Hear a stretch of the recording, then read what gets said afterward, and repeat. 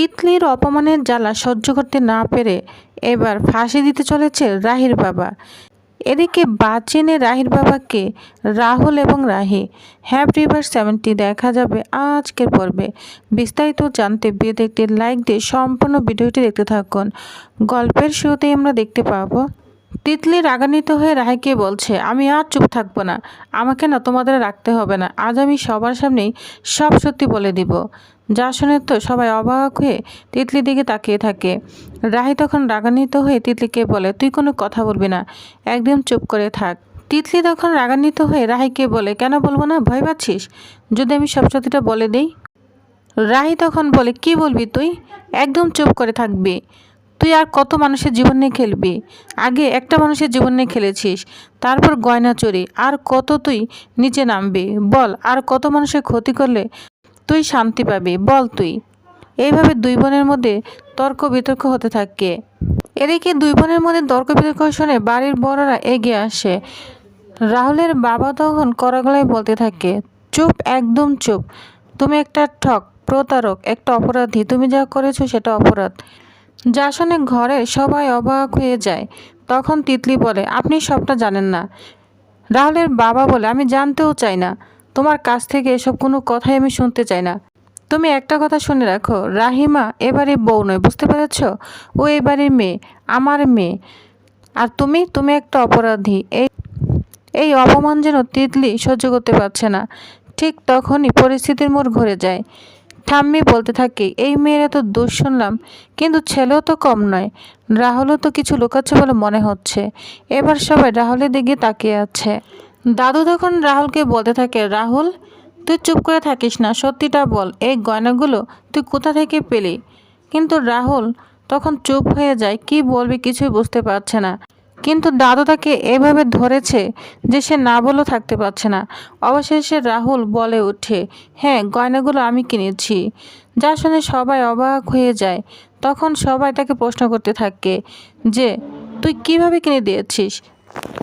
রাহুল তখন সবাইকেই বলে, তোমরা ভুল করেছিলে, একটা নিরপরাধ পরিবারকে চোর বলেছিলে, আর ওদের অপমান থেকে বাঁচানোর জন্য আমি বাধ্য হয়েছি এটা করতে। কিন্তু রাহুলের এই কথা কেউ বিশ্বাস করছে না। দাদু আবারও বলতে থাকে, কিন্তু তুই এত টাকা কোথায় পেয়েছিস?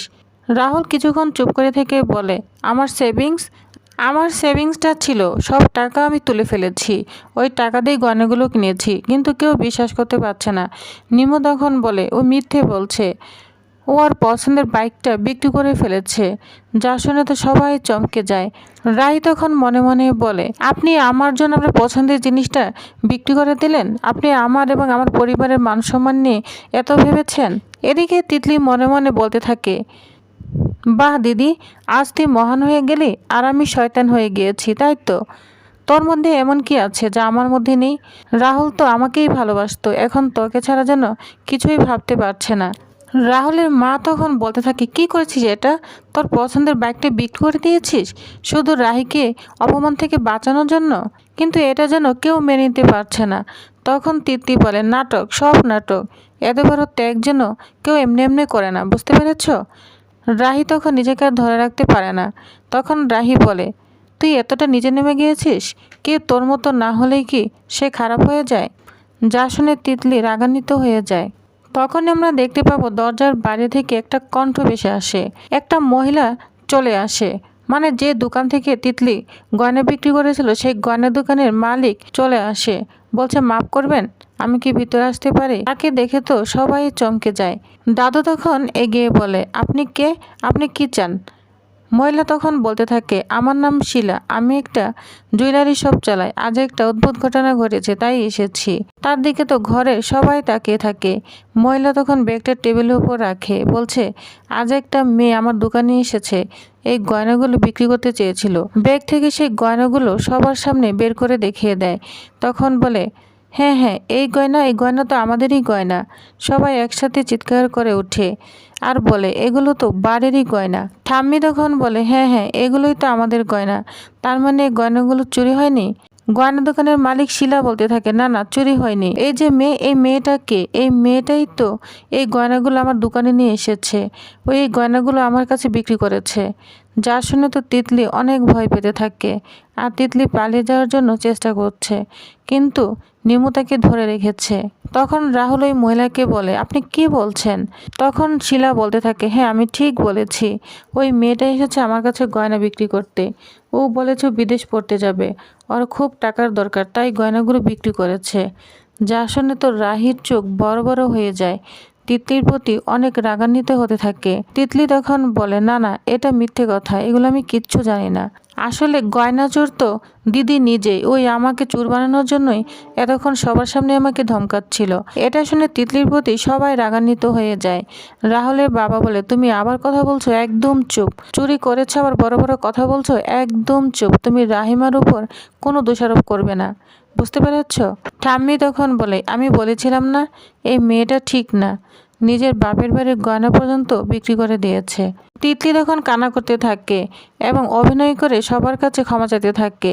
রাহুলের বাবাকে বলতে থাকে, বিশ্বাস করুন আমি চুরি করিনি, আমি শপথ করে বলছি আমি এখানে যাইনি। তখন রাহুলের বাবা তিতলিকে একদম ধমকাতে থাকে। তিতলি সবার কাছেই ক্ষমা চাইতে থাকে আর বলতে থাকে, এই গয়নাগুলো আমি চুরি করিনি। কিন্তু তিতলির কথা কেউ শুনছে না। এবার রাহুল এগিয়ে আসে তিতলির দিকে। সে রাগান্বিত হয়ে বলে, দাঁড়াও, আমি তোমাকে একটা কথা জিজ্ঞাসা করব। রাহুল তখন দোকানদার মহিলার দিকে তাকিয়ে বলে, আপনি নিশ্চিত এই মেয়েটাই গয়না আপনার কাছে নিয়ে গিয়েছে, গয়না বিক্রি করেছে? তখন মহিলা বলে, হ্যাঁ, এই মেয়েটাই আমার কাছে গয়না নিয়ে গিয়েছে, ও আমার কাছেই গয়না বিক্রি করেছে। এবার রাহিও তিতলির দিকে এগিয়ে যায়। তিতলি তো অনেক ঘাবড়ে যায়। এদিকে রাহুলও এসে তিতলিকে অনেক অপমান করতে থাকে, কিন্তু তিতলি বারবার শুধু অস্বীকার করতে থাকে। এবার রাহি এবং রাহুল তিতলির কোনো কথাই বিশ্বাস করছে না। রাহি তিতলিকে ধমকাতে থাকে, বলছে, বল, সত্যি করে বল, আর লুকানোর না তোর কোনো জায়গা নেই, বুঝতে পেরেছিস? তিতলি তখন রাগান্বিত হয়ে বলে, হ্যাঁ আমি গয়নাগুলো নিয়ে গিয়েছিলাম, আমি বিক্রি করতে চেয়েছিলাম। দাদু তখন বলে, কেন, তুমি এটা কেন করলে? তিতলি তখন কান্না করতে করতে বলে, কারণ আমি আর সহ্য করতে পারছিলাম না। রাহুল শুধু আমাকেই ভালোবাসে আর এই গয়নাগুলো আমারই হওয়ার কথা ছিল। কিন্তু রাহুল এখন রাহির দিকে চোখ পড়েছে, ও রাহিকে ভালোবাসতে শুরু করেছে, কিন্তু এগুলো আমি মেনে নিতে পারছি না, তাই আমি এটা করেছি। আমি ভেবেছি রাহিকে ফাঁসিয়ে দিব আর রাহিকে সবাই ঘৃণা করবে, ওকে বাড়ি থেকে তাড়িয়ে দিবে। যা শুনে রাহি তো একদম চমকে যায়, তিতলির দিকে তাকিয়ে থাকে। রাহুল তখন বলে, শোনো, তুমি না একজন মানুষকে নয়, তুমি পুরো পরিবারকেই অপমান করেছো, তাদেরকে মৃত্যুর দিকে ঠেলে দিয়েছ, বুঝতে পেরেছ? তখন রাহুল তার দাদু, তার বাবা এবং পরিবারের সবাইকে বলে, আমাকে এক্ষুনি ওই পরিবারে যেতে হবে, রাহির পরিবারে যেতে হবে। ওই মানুষগুলো কি অবস্থায় আছে শুধু একমাত্র আমিই জানি, তাদের কাছে আমার এক্ষুনি যেতে হবে। এই বলে রাহুল দৌড়ে বাড়ি থেকে চলে যায়। এদিকে রাহির ভাই তখনই রাহিকে ফোন দেয়। রাহি তখন ফোন ধরতেই বলে, দিদি সর্বনাশ হয়ে যাচ্ছে, বাবা দরজা বন্ধ করে দিয়েছে, কিছুতেই দরজা খুলছে না। যা শুনে রাহি তো চমকে যায়। তখন বলে, তুই ফোন রাখ, আমি এক্ষুনি আসছি। রাহি তখন বাড়ির সবাইকে বলে, আমাকে এখন ওই বাড়িতে যেতে হবে। তখন দাদুকে বলে, দাদু আমাকে এক্ষুনি একটু ওই বাড়িতে যেতে হবে, আমাকে যেতে দিন। তখন দাদু বলে, হ্যাঁ হ্যাঁ অবশ্যই যাও।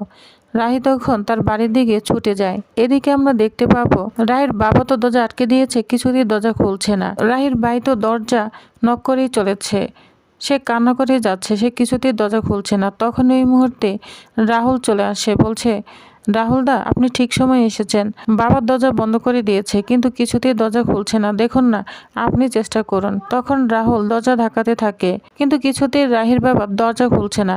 এর মধ্যে আমরা দেখতে পাবো রাহির বাবা দরজার ভিতরে একদম গলায় ফাঁস নিয়ে এই অবস্থায় দাঁড়িয়ে আছে।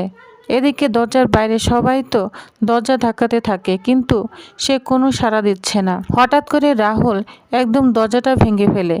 এদিকে রাহিও চলে এসেছে, সবাই ঘরের ভিতরে ঢুকে যায়। এদিকে রাহির বাবা তো চোখের জল আর বলতে থাকে, না না, এই অপমান নিয়ে আমি বাঁচতে পারবো না। তখন রাহি দৌড়ে গিয়ে তার বাবাকে জড়িয়ে ধরে বলছে, না বাবা, তুমি এটা করবে না, সব ভুল বোঝাবুঝি, তুমি কিচ্ছু করবে না।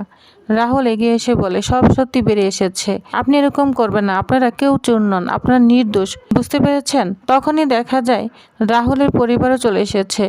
দাদু এগিয়ে এসে বলে, আমাদের ভুল হয়েছে, আমাদের ক্ষমা করে দিন।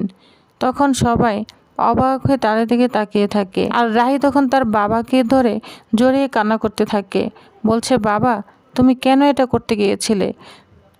এটা বলে তার বাবাকে জড়িয়ে এটা বলে তার বাবাকে ধরে খুব কান্না করতে থাকে। রাহির বাবাও রাহিকে জড়িয়ে ধরে কান্না করতে থাকে। তো ভিউয়ার্স, তাহলে আপনাদের কি মনে হয় এবার কি তাহলে ভাঙ্গা পরিবার আবারও জোড়া লাগবে? সম্পর্কগুলো কি সত্যি আগের মতো হবে? তো কি হতে চলেছে নেক্সট আপডেটে জানতে অবশ্যই আমার সাথেই থাকুন। ধন্যবাদ।